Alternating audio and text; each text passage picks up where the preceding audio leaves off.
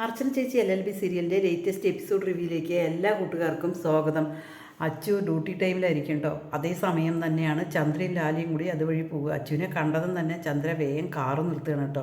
Car നിർത്തിയതിന് ശേഷം അച്ചുവിനോട് ചോദിക്കുകയാണ്, അച്ചു നീ എന്താ മുകുന്ദനെ അറസ്റ്റ് ചെയ്യണില്ലേ? നീ രക്തബന്ധമാണെന്ന് കണക്കാക്കിയിട്ട് എന്താ മുകുന്ദനെ അറസ്റ്റ് ചെയ്യാതിരിക്കരുത് കേട്ടോ.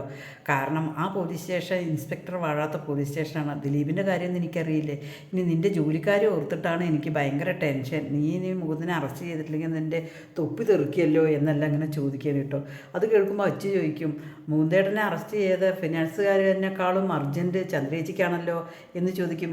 അതല്ല, ഞാൻ പറഞ്ഞു എന്ന് തന്നെ ഉള്ളൂ എന്നിങ്ങനെ പറയണം കേട്ടോ. എനിക്ക് എൻ്റെ ജോലി ചെയ്യാൻ ആരും പറഞ്ഞു തരണ്ട, അത് ഞാൻ കൃത്യമായി തന്നെ ചെയ്തോളും എന്നിങ്ങനെ പറയണം കേട്ടോ. അതേസമയം ചന്ദ്രയോട് അച്ചു രൂക്ഷമായിട്ടാണ് സംസാരിക്കുന്നത്. ഈ ചന്ദ്രയൊക്കെ ഒരു പാഠം പഠിപ്പിക്കണം എന്നിങ്ങനെ കണക്കാക്കുകയാണ് കേട്ടോ. അതിനുശേഷം ലാലിയോട് പറഞ്ഞിട്ട് ഞാൻ എൻ്റെ കാര്യം പറഞ്ഞു എന്നേ ഉള്ളൂ എന്ന് പറഞ്ഞിട്ട് ചന്ദ്ര പോവാൻ നിൽക്കുകയാണ് കേട്ടോ. പോവാൻ നിൽക്കുന്ന നേരത്ത് തന്നെ ലാലിൻ്റെ അടുത്ത് അച്ചു ചോദിക്കുകയാണ് കേട്ടോ, പേപ്പറൊക്കെ ഇല്ലേ, കറക്റ്റ് അല്ലേ എന്ന് ചോദിക്കും കേട്ടോ. അതിനെന്താ, പേപ്പറൊക്കെ ഉണ്ടല്ലോ, എല്ലാം കറക്റ്റാണ്, അതൊന്നും കുഴപ്പമില്ല. നീ ശരിക്ക് ജോലി എടുക്കണമെന്ന് ഇങ്ങനെ പറഞ്ഞിരുന്നല്ലോ, നിയമാനുസൃതമായി ജോലി എടുക്കണമെന്ന്. അതേ സമയത്ത് അച്ചു ഇങ്ങനെ ലാലിനോട് ചോദിക്കുകയാണ് കേട്ടോ, എന്താ ഈ പേപ്പറൊക്കെ എടുത്തിട്ട് വരും നോക്കട്ടെ എന്നിങ്ങനെ പറയുമ്പോൾ ലാലിങ്ങനെ ചന്ദ്രയെ തോണ്ടുകയാണ് കേട്ടോ. എന്താ ചോദിക്കും, ഇൻഷുറൻസ് ഞാൻ അടയ്ക്കാൻ മറന്നുപോയി എന്ന് പറയണം. അതൊന്നും സാരമില്ല, എൻ്റെ അച്ചു അല്ലേ, ഞാൻ പറഞ്ഞാൽ കേൾക്കും, നീ എന്തിനാ പേടിക്കുന്നത്, നീ ആ പേപ്പറൊക്കെ ഇങ്ങോട്ട് എടുത്തിട്ട് വാ, ഞാൻ പറഞ്ഞാൽ അവൻ സമ്മതിക്കും എന്നിങ്ങനെ പറയുകയാണ് കേട്ടോ. അതേസമയം ലാലി ആ പേപ്പറൊക്കെ എടുത്തിട്ട് വരുമ്പോൾ അച്ചു പറയും, ഇതിലത്തെ ഇൻഷുറൻസ് എവിടെ, അടച്ചിട്ടില്ലല്ലോ എന്ന് ചോദിക്കുമ്പോൾ അത് ഞാൻ മറന്നുപോയി എന്ന് പറയും കേട്ടോ. അതേസമയം ഇത് മറക്കാനേ, ഭക്ഷണം കഴിക്കാനും അതുപോലെ കാർ എടുത്തിട്ട് വരാനും അതിനൊന്നും മറക്കണില്ലല്ലോ, പിന്നെ എങ്ങനെ ഇതിന് മറന്നത്, ഏതായാലും ഫൈൻ എടുക്കാതെ ഈ കാർ എടുക്കാൻ പറ്റില്ല എന്നിങ്ങനെ പറയുമ്പോൾ ചന്ദ്ര പറയണ്ടോ, എന്താ അച്ചു നീ ഈ പറയുന്നത്, ഇവളെ എൻ്റെ കൂട്ടുകാരിയാണ് പറയും. അതൊക്കെ എന്തോ ആയിക്കോട്ടെ, ചന്ദ്രകാന്തത്തിലേ നടക്കുള്ളൂ, ഇവിടെ അത് നടക്കില്ല, ഇതിന് ഫൈൻ അടച്ചിട്ടേ ഇത് എടുക്കാൻ പറ്റുള്ളൂ എന്നിങ്ങനെ പറയണം കേട്ടോ. അതേസമയം ലാലി പറയണം, ശരി ഞാനെന്നാൽ ഫൈൻ അടയ്ക്കാം എന്ന് പറഞ്ഞതിന് ശേഷം ഫൈൻ അടച്ചതിന് ശേഷം എടുത്തിട്ട് പോവുകയാണ് കേട്ടോ. ആകെ ചന്ദ്ര അങ്ങനെ ലാലിയുടെ മുമ്പിൽ വെച്ചിട്ട് ചമ്മി പോവുകയാണ് കേട്ടോ. അവനെ നമ്മുടെ ക്ലബിൻ്റെ വക സ്വീകരണം കൊടുക്കാതിരുന്നത് നന്നായി, നന്ദി കെട്ടവൻ എന്ന് പറഞ്ഞതിന് ശേഷം ചന്ദ്ര കാറിലേക്ക് പോവുകയാണ് കേട്ടോ. അതേസമയം രുക്കു ആൻറ്റി പറഞ്ഞതും എല്ലാം മഞ്ജു പറഞ്ഞതും എല്ലാം ആലോചിച്ചിട്ട് ചിന്നുവിനാകെ സങ്കടം വരികയാണ് കേട്ടോ.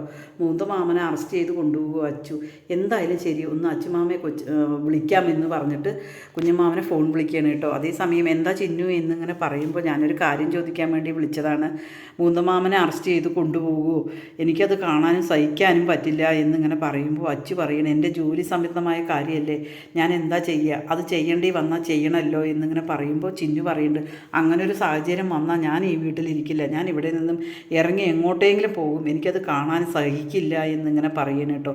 അത് കേൾക്കുമ്പോൾ അച്ചു പറയുന്നുണ്ട്, മോളെ നീ ചെറിയ കുട്ടിയാണ്, നിനക്ക് കാര്യങ്ങളൊന്നും അറിയില്ല, നിനക്ക് നിൻ്റേതായ പ്രശ്നങ്ങൾ എന്തെങ്കിലും ഉണ്ടെങ്കിൽ എന്നോട് വിളിച്ച് പറഞ്ഞാൽ മതി, എനിക്ക് എൻ്റെ ജോലിയുടെ കാര്യങ്ങളെല്ലാം ചെയ്യണ്ടേ, അത് ചെയ്യാതിരിക്കാൻ പറ്റുമോ, മോളുടെ പ്രശ്നങ്ങൾ എന്തെങ്കിലും ഉണ്ടെങ്കിൽ മോൾ എന്നെ വിളിച്ചാൽ മതി എന്ന് പറയണം കേട്ടോ. അതേസമയം ചിന്നുവിന് പിന്നെയും എന്തോ ചോദിക്കുകയാണ് ചിന്നു, അപ്പോൾ മൂന്തമാമനെ അറസ്റ്റ് ചെയ്ത് കൊണ്ടുപോവോ കുഞ്ഞമ്മാവൻ എന്നിങ്ങനെ വീണ്ടും ചോദിക്കുകയാണ് കേട്ടോ. അതേസമയം അച്ചു പെട്ടെന്ന് തന്നെ ഫോൺ വെക്കുകയാണ് കേട്ടോ. പിന്നീട് അർച്ചന ഓഫീസിൽ നിന്ന് ഇറങ്ങാൻ നേരത്തെ വിജയശങ്കർ അങ്ങോട്ടേക്ക് വരികയാണ്. വന്നിട്ട് ചോദിക്കുകയാണ്, നിൻ്റെ അനിയനെന്ന് അറസ്റ്റ് ചെയ്ത് കൊണ്ടുപോകുമല്ലോ, ജാമ്യം കഴിഞ്ഞില്ലേ എന്നിങ്ങനെ ചോദിക്കുകയാണ് കേട്ടോ. അതിന് നിങ്ങൾക്കെന്താണ്, നിങ്ങളെത്ര ആഘോഷിക്കണത് എന്തിനാണ് എന്നിങ്ങനെ ചോദിക്കുകയാണ്. ഞാനേ എന്ത് കാരണം കൊണ്ടാണെന്നറിയോ, നീ ഏതായാലും 4 ദിവസം കഴിഞ്ഞാൽ മേൽക്കോടതിക്ക് പോകും, മേൽക്കോടതിക്ക് പോയാലും എനിക്ക് അവന് ജാമ്യം കിട്ടില്ല, അതിന് വേണ്ട ഫയലുകളൊക്കെ ഞാൻ അവിടെ കൊടുത്തിട്ടുണ്ടായിരുന്നു, നിനക്കത് കാണണ്ടേ എന്നാ എന്ന് പറഞ്ഞിട്ട് അർച്ചൻ്റെ കയ്യിൽ കൊടുക്കുകയാണ് കേട്ടോ. അർച്ചന പെട്ടെന്ന് തന്നെ അത് വാങ്ങിയിട്ട് ഓരോന്ന് നോക്കുകയാണ് കേട്ടോ. ഓരോന്ന് നോക്കിക്കൊണ്ടിരിക്കുമ്പോഴാണ് ചന്ദ്രയും ലാലിയും കൂടി അങ്ങോട്ടേക്ക് വരുന്നത്. അവരെ ദൂരെ നിന്ന് തന്നെ കാണുന്നുണ്ട് കേട്ടോ, ഇതെല്ലാം കാണുന്നുണ്ട് കേട്ടോ. ചന്ദ്രയും ലാലിയും കൂടി ഇത് നോക്കുമ്പോൾ ലാലി പറയുന്നുണ്ട്, നിൻ്റെ ഭർത്താവ് ഏകദേശം കൈവിട്ട പോലെയാണ് കേട്ടോ, റൊമാൻറ്റിക് ആയിട്ടാണ് അവരുടെ നിൽപ്പും ഭാവും. അർച്ചനയ്ക്ക് അങ്ങോട്ടേക്ക് ഉണ്ടോയെന്ന് അറിയില്ല, പക്ഷേ വിജയശേഖരൻ എന്തായാലും ശരി അർച്ചനയോട് ഉണ്ട് എന്ന് ലാലി ഇത്തിരി എരിവും പുളിയും വെച്ചിട്ട് ചന്ദ്രയ്ക്ക് പറഞ്ഞു കൊടുക്കുന്നുണ്ട്. ചന്ദ്ര ഇങ്ങനെ നോക്കിയും കൊണ്ടേ ഇരിക്കുകയാണ് കേട്ടോ വണ്ടിയിൽ. അതേസമയം അർച്ചനയും വിജയശങ്കറും കൂടിയിട്ട് ഈ ഫയലിൻ്റെ കാര്യം ഇങ്ങനെ നോക്കണ്ട അർച്ചന ഇങ്ങനെ താർത്തി മുകുന്ദനെ ഒരിക്കലും അറസ്റ്റ് ചെയ്ത് കൊണ്ടുപോകും, നിൻ്റെ അനിയനെ അറസ്റ്റ് ചെയ്ത് കൊണ്ടുപോകും എന്നൊക്കെ പറയണം കേട്ടോ. അതൊന്നും മറുപടി കേൾക്കാതെ അർച്ചന ഈ ഫയൽ നോക്കണം. ഈ ഫയലും കൊണ്ട് ഇനി പോയെന്ന് എനിക്ക് മേൽക്കോടതിയിൽ നിന്നും കിട്ടും എന്നിങ്ങനെ പറയണം കേട്ടോ. അതേസമയം അർച്ചന പറയുന്നുണ്ട് ഞാൻ എന്തായാലും ശരി അവനെ അറസ്റ്റ് ചെയ്ത് കൊണ്ടുപോകാൻ വിടില്ല എന്നെല്ലാം ഇവരിങ്ങനെ ആ സംസാരമാണ് സംസാരിച്ചു കൊണ്ടിരിക്കുന്നത്. പക്ഷേ ചന്ദ്ര അപ്പോൾ പറയാണ് ഞാനൊന്ന് ഫോൺ ചെയ്ത് നോക്കട്ടെ ചോദിക്കുകയാണ് കേട്ടോ. ഫോൺ ചെയ്യുമ്പോൾ തന്നെ പെട്ടെന്ന് വിജയശങ്കർ ആ ഫോൺ എടുത്തിട്ട് കട്ടാക്കി വിടുകയാണ് കേട്ടോ. അതിനുശേഷം അർച്ചന പോവുകയാണ്. നിങ്ങൾ എന്താ ചെയ്യും പറഞ്ഞിട്ട് അർച്ചന ബൈക്ക് എടുത്തിട്ട് പോവുകയാണ് കേട്ടോ.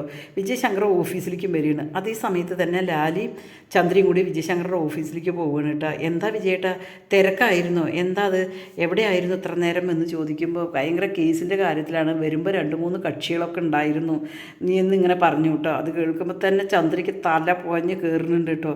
കക്ഷി ആരാണെന്നും എന്താണെന്നും ഞാൻ അറിഞ്ഞു എന്നിങ്ങനെ പറയണേ. എന്താ വന്നത് എന്നിങ്ങനെ ചോദിക്കുകയാണ് കേട്ടോ. ചന്ദ്രയ്ക്ക് അങ്ങനെ തല ചൊറിഞ്ഞ് വരികയാണ്. കാരണം ചന്ദ്ര കണ്ടല്ലോ ആരോടാണ് സംസാരിച്ച് നിൽക്കുന്നതെന്ന് കണ്ടല്ലോ.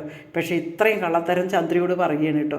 ചന്ദ്ര ഇപ്പോൾ പൊളിച്ചെടുക്കുകയാണ്. കണ്ട കാര്യങ്ങളെല്ലാം വിജയശങ്കറോട് കാര്യങ്ങളായിട്ട് തന്നെ പറയുകയാണ്.